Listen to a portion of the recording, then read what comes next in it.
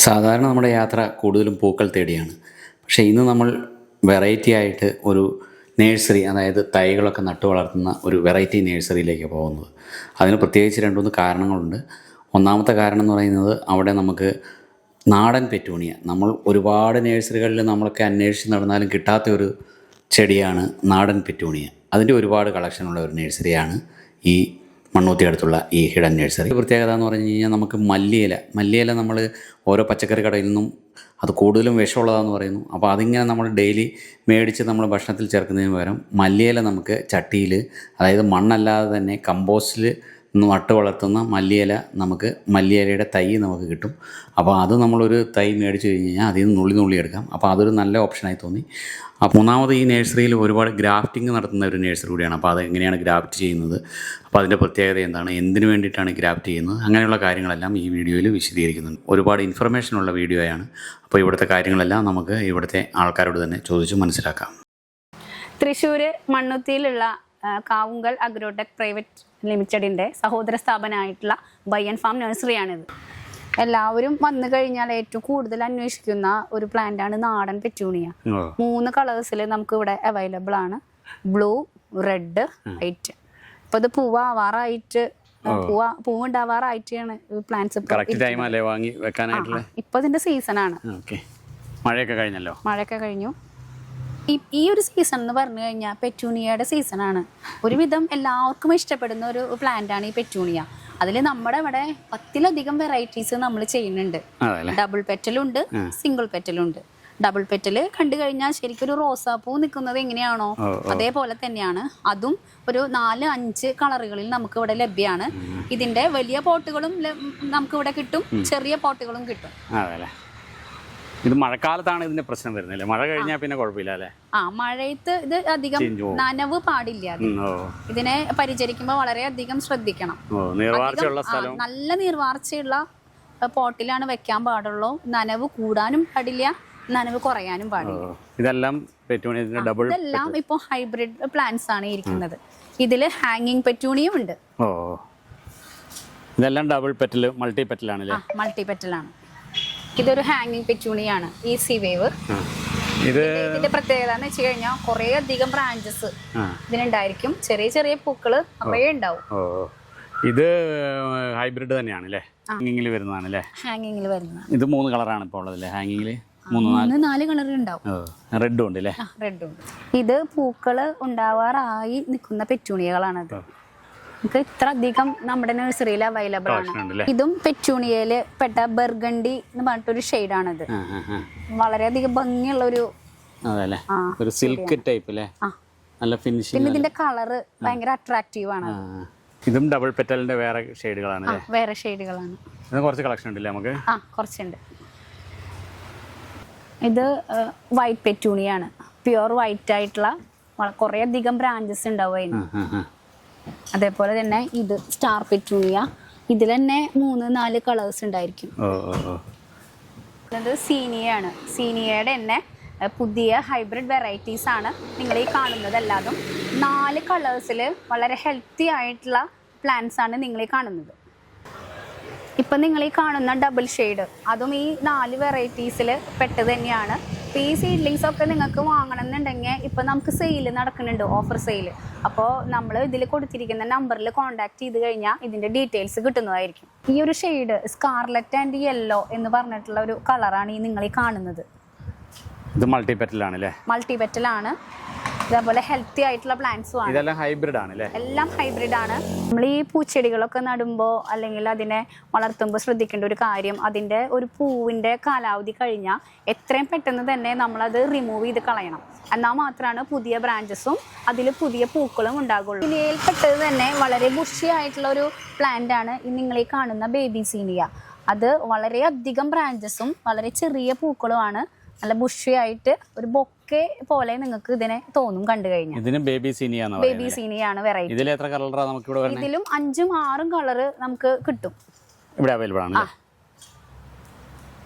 ഈ വെള്ള അത് തന്നെ അല്ലേ? വെള്ള അത് തന്നെ. ഓറഞ്ച്, റെഡ്, അതേപോലെ യെല്ലോ, വൈറ്റ്, അങ്ങനെ പിങ്ക്, അങ്ങനെ ഒരു 5-6 കളറുകൾ നമുക്ക് ബേബി സീനിയയിൽ നമുക്ക് കിട്ടും. നമ്മുടെ നഴ്സറിയിൽ ഇപ്പോൾ മല്ലിത്തൈകൾ അവൈലബിൾ ആണ്. ഇതിപ്പോ മണ്ണിലല്ല വെച്ചിരിക്കുന്നത്, സോയിൽലെസ് മീഡിയ ആണ്, അതായത് കമ്പോസ്റ്റിലാണ് വെച്ചിരിക്കുന്നത്. അപ്പോ ആവശ്യാനുസരണം മാത്രം നനച്ചാൽ മതിയാവും. അപ്പൊ ഇങ്ങനെയാവുമ്പോ നമുക്ക് ഫ്ലാറ്റുകളിലൊക്കെ വെക്കാനായിട്ട് വളരെ ഉപകാരമായിരിക്കും. കാരണം അവിടെ ഈ മണ്ണുള്ള പോട്ടിലൊക്കെ വെച്ച് കഴിഞ്ഞാൽ കൂടുതൽ വെള്ളം ഒഴിച്ചാൽ അഴുക്ക് വെള്ളമായിരിക്കും താഴെ. ഇതാവുമ്പോ അങ്ങനെ ഒരു പ്രശ്നവും ഇല്ല, ചീച്ചലിനെ ബാധിക്കൂല. ആവശ്യമുള്ളപ്പോ കുറച്ച് വെള്ളം കുറേശ്ശെ സ്പ്രേ ചെയ്ത് കൊടുത്താൽ മതി. നമുക്ക് വിഷമില്ല, നമുക്ക് ആവശ്യമുള്ളപ്പോ ഇത് എടുക്കുകയും ചെയ്യാം. മല്ലിയില നമുക്കത് ഉപയോഗിക്കാം. ഇത് കുറെ നാൾ നിൽക്കും ഇത് തൈ? നമ്മളൊക്കെ അത് മുറിച്ച് ഉപയോഗിക്കാം. പിന്നെ പുതിയത് എളുപ്പമൊന്നുള്ളൂ അല്ലേ? പുതിയത് വന്നു. നമ്മളവിടെ വലിയ ഹാങ്ങിങ് പോട്ടിൽ കണ്ടില്ലേ, അതേപോലെ ചെറിയ ആ ഒരു മല്ലി തന്നെയാണ് നമ്മൾ ഈ ചെറിയ ബോട്ടിലും നമ്മൾ കൊടുക്കുന്നത്. വീട്ടിൽ മേടിച്ച് വെച്ച് കഴിഞ്ഞാൽ വാങ്ങണമെന്നുണ്ടെങ്കിൽ ഇത് കൊണ്ടുപോയി വെച്ച് കഴിഞ്ഞാൽ പിന്നെ നമ്മൾ കടയിൽ നിന്ന് വിഷം അടിച്ചതൊന്നും വാങ്ങേണ്ട ആവശ്യം കഴിക്കേണ്ട കാര്യമില്ല. ഇത് കുറെ നാൾ നിൽക്കുമല്ലോ ഒരു തൈ മേടിച്ച? ഒരു വർഷമൊന്നും നിൽക്കില്ല, എന്നാലും കുറച്ച് നാള് നമുക്ക് ഉപയോഗിക്കാം. ഈ സീനിയകളൊക്കെ നമുക്ക് പോട്ടിലായിട്ടും ലഭിക്കും. അതേപോലെ നഴ്സറിക്കാർക്ക് അവരുടെ ആവശ്യാനുസരണം ട്രേയിലും നമുക്ക് ലഭ്യമാണ്. ഇപ്പൊ ഈ കാണുന്ന ഇപ്പൊ നേരത്തെ കണ്ട സീനിയയുടെ ഒക്കെ സീഡ്ലിങ്സ് ആണ് ഇപ്പൊ ഈ ട്രേകളിൽ കാണുന്നത്, ചെറിയ തൈ. അപ്പൊ നഴ്സറിക്കാർക്ക് നമുക്ക് ആവശ്യാനുസരണം നമ്മൾ ഇവിടെ ഇങ്ങനെ ചെയ്തു കൊടുക്കും. ഇപ്പൊ ഇതിപ്പോ പോട്ടിലേക്ക് വെക്കാൻ റെഡി ആയി നിൽക്കുന്ന പ്ലാന്റ്സ് ആണ്. നിറയെ വേരായിട്ട് ഒരു ബോള് പോലെ സ്ട്രക്ചർ ആയിട്ടാണ് നമുക്ക് ഇത് കിട്ടുക. ഇത് ഒരെണ്ണം വെച്ച് കഴിഞ്ഞാൽ പൂവില്ല, അത് ഉറപ്പാണ്. നമ്മൾ പറിച്ചു നടുന്നേക്കാൾ വളരെ നല്ലതാണ് ഈ ബോൾ സ്ട്രക്ചറിൽ കിട്ടുന്നത്. മണ്ണുത്തി സെന്ററിൽ നിന്ന് ഒരു 1.5 കിലോമീറ്റർ ഉള്ളിലേക്ക് നീങ്ങി ചെറക്കേക്കോടക്ക് പോകുന്ന വഴിയിലാണ് ഈ സ്ഥാപനം സ്ഥിതി ചെയ്യുന്നത്. ത്തില് കൂടുതലായും നമ്മൾ ചെയ്യുന്നത് പച്ചക്കറി തൈകളും അതേപോലെ തന്നെ പൂച്ചെടികളുമാണ്. ഇപ്പൊ നിങ്ങൾ ഈ കാണുന്നത് പ്ലാറ്റിക്കോഡോ എന്ന് പറഞ്ഞിട്ടുള്ള ഒരു ചെടിയാണ്.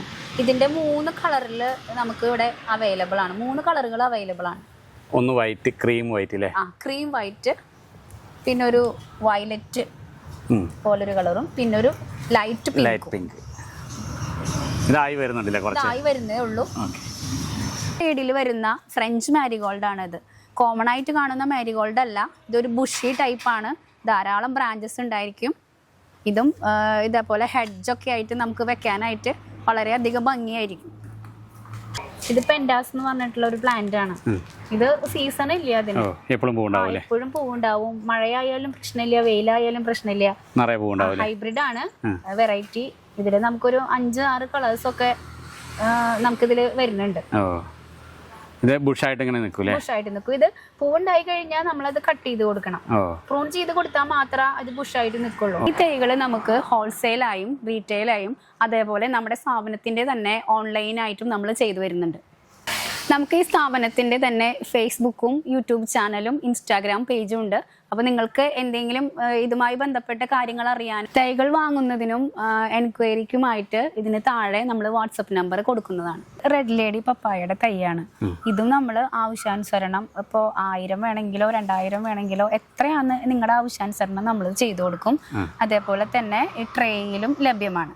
റെഡ് ലേഡി പപ്പായ കുറച്ച് മുന്നേ ഓർഡർ ചെയ്യണമെന്ന് മാത്രം. സീസൺ ആണ്, കൂൾ സീസൺ വെറൈറ്റീസ് ആണല്ലോ കാബേജ്, കോളിഫ്ലവർ ഒക്കെ. നഴ്സറിയില് മുരിങ്ങ, അകത്തി അങ്ങനെയുള്ള തൈകളും നമ്മൾ ചെയ്തു കൊടുക്കുന്നുണ്ട്. പച്ചക്കറി തൈകളുടെ കൂടെ തന്നെ നമുക്ക് ഇങ്ങനെ ഇപ്പൊ കൃഷിക്കാരാണെങ്കിലും സാധാരണ 1-2 വാങ്ങുന്ന കസ്റ്റമർക്കാണെങ്കിലും വന്നു കഴിഞ്ഞാൽ വാങ്ങിക്കാൻ പറ്റും.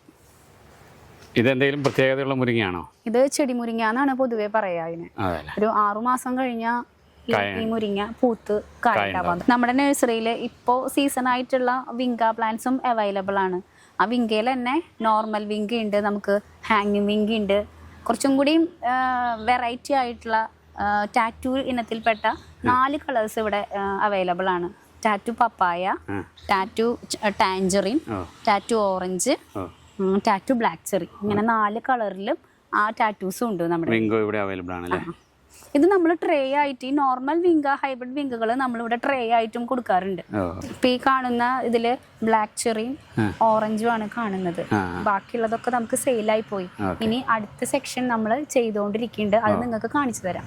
കാണുന്ന ഈ ബെഡിൽ കാണുന്ന ഈ എല്ലാ പോട്ടിലും ഇരിക്കുന്നത് നമ്മുടെ ഈ ടാറ്റൂന്റെ വെറൈറ്റീസ് ആണ്.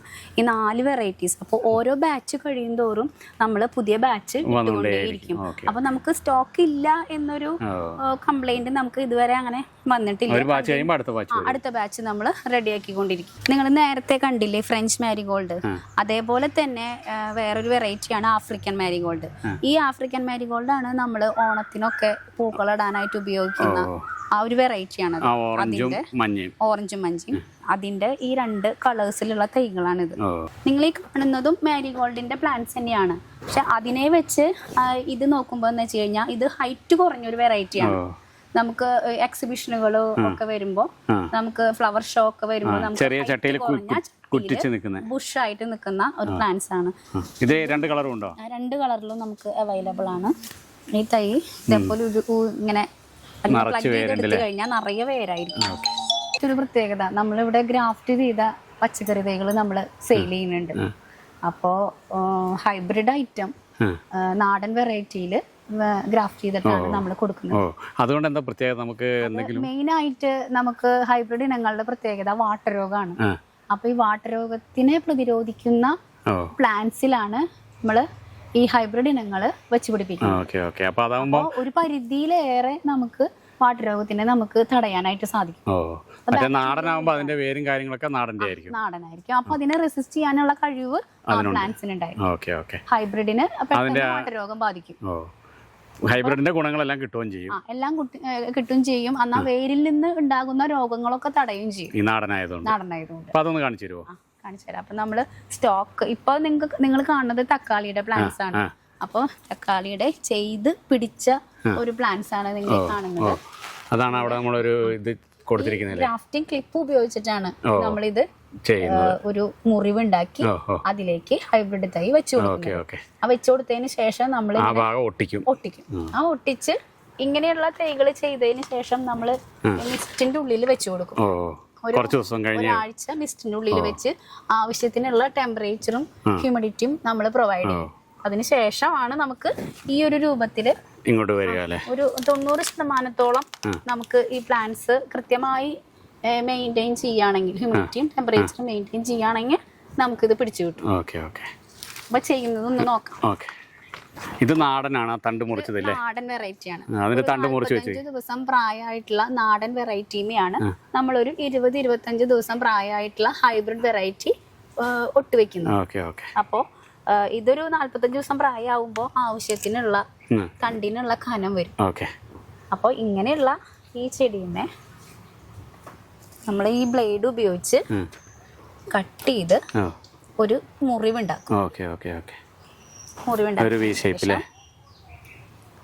നമ്മൾ ഈ ഹൈബ്രിഡ് പ്ലാന്റ്സ് എടുത്ത് അതിനെ 2 ഭാഗവും നമ്മൾ ചെത്തി ഈ ഒരു ഷേപ്പാക്കി അതിനെ ഈ മുറിവിലോട്ട് വെച്ച് ഗ്രാഫ്റ്റിംഗ് ക്ലിപ്പ് ഇട്ട് കൊടുക്കുകയാണ് ചെയ്യുന്നത്. നമ്മൾ അങ്ങനെ ഈ ഒരു 104 ക്യാവിറ്റിയുടെ ട്രേ മുഴുവൻ ഇതേപോലെ വെട്ടി ക്ലിപ്പ് ഇട്ടതിന് ശേഷം നമ്മൾ ഈ മിസ്റ്റിന്റെ ഉള്ളിലേക്ക് മാറ്റും. ഒരാഴ്ച കഴിഞ്ഞ് പുറത്തേക്ക് എടുത്ത് ക്ലിപ്പ് അഴിച്ചു മാറ്റി അതിന് വളം കൊടുത്ത് മരുന്നടിച്ച് അങ്ങനെയാണ് ഹെൽത്തി ആയിട്ടുള്ള പ്ലാന്റ്സ് ആക്കിയതിന് ശേഷമാണ് നമ്മളിത് സെയിൽ ചെയ്യാനായിട്ട് ഉപയോഗിക്കുക. ഇപ്പൊ ഈ കാണുന്നത് നമ്മൾ ഗ്രാഫ്റ്റ് ചെയ്ത് 7 ദിവസത്തിന് ശേഷം കൂട്ടിൽ നിന്ന് പുറത്തിറക്കിയ തൈകളാണ്. ഇത് നമ്മൾ ഇതിന്റെ ക്ലിപ്പ് അഴിച്ച് വളം കൊടുത്ത് അതിന്റെ ഹാർഡനിങ് ചെയ്തിട്ടാണ് നമ്മളിത് സെയിൽ ചെയ്യുക. ഇതിപ്പോ ഹെബനാരോ യെല്ലോ നെയ്മുളകാണ്, അതിന്റെ ഒരു വെറൈറ്റിയാണ്. ഇതാണ് പോട്ടി മിക്സ്. നമ്മളിവിടെ ഉപയോഗിക്കുന്ന വിത്തുകള് ഒക്കെ ഇടാനായിട്ട് ഉപയോഗിക്കുന്ന മിശ്രിതം ആണിത്. ഇതില് കമ്പോസ്റ്റ്, വിത്ത് കമ്പോസ്റ്റ്, പെർമിക്കുലേറ്റ്, പെർലൈറ്റ്, ഈ 3 ഐറ്റാണ് ഉപയോഗിക്കുന്നത്.